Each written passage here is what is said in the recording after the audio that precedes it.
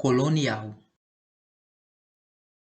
Passadas as 3 primeiras décadas do início da colonização lusitana, o interesse de navegadores de outros países ameaçavam os domínios de Portugal no Atlântico Sul. Com isso, o governo de Portugal decidiu destinar recursos, maquinários e mão de obra para o desenvolvimento de atividades que gerassem lucros e ocupassem a colônia. Em 1530, Martim Afonso de Souza foi enviado com o objetivo de iniciar as primeiras atividades de exploração. Também iniciou a expedição de Sesmarias, isto é, grandes lotes de terra para pessoas que se dispusessem a explorá-los. Com esta expedição, os sistemas de capitanias hereditárias começou a ser adotado, iniciando efetivamente o processo de colonização do Brasil. Uma observação: capitanias hereditárias foi uma divisão administrativa e territorial em 15 faixas de terra implantada pela coroa portuguesa durante a colonização do Brasil. Hereditárias porque era transmitida para parentes. Isso durou até 1548. Em 1548, surge o governo geral, com o objetivo de centralizar a administração de todo o território. O primeiro dos governadores gerais do Brasil foi Tomé de Souza. A partir da fase dos governos gerais, começou-se o estabelecimento de uma estrutura econômica um pouco mais sofisticada. A montagem dos engenhos de açúcar e do sistema de latifúndios monocultores, bem como o emprego da mão de obra indígena e depois africana, fizeram parte das decisões do governo geral. Outra observação: latifúndio monocultor é uma grande propriedade rural que produz apenas um tipo de produto agrícola. Exemplo: só feijão ou só soja. Ao mesmo tempo da então Capitania de São Paulo, saíram os empreendimentos conhecidos como bandeiras e entradas, que se caracterizaram pelo desbravamento do interior do país, pela captura dos índios e pela ampliação do território.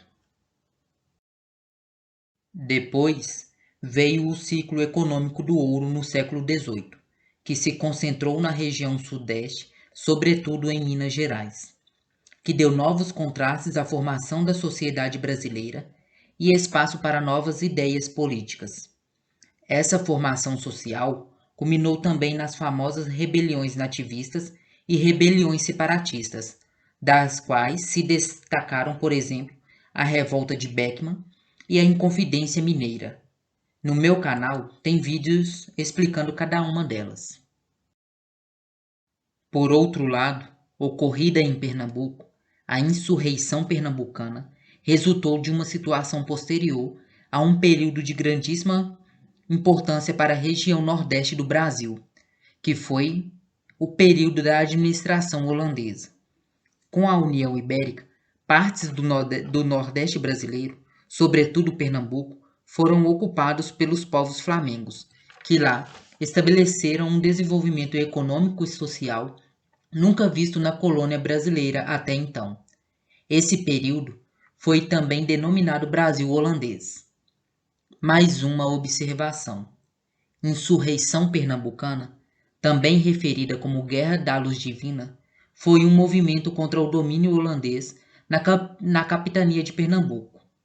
Ele ocorreu durante a segunda das invasões holandesas no Brasil e culminou com a expulsão dos holandeses da região nordeste do país, devolvendo-a à coroa portuguesa. A crise do sistema colonial começou a agravar-se na segunda metade do século XVIII, ao mesmo tempo em que a situação da Europa tornava-se convulsiva com o advento da Revolução Francesa. Em 1808, a corte portuguesa deixou Portugal em direção ao Brasil para fugir da ameaça de invasão de Portugal pelos franceses. Com isso, deu início a um novo estágio da história do Brasil, tirando-o da condição de colônia e elevando-o à categoria de Reino Unido, junto com Portugal de Algarves. Ou seja, começou o período imperial.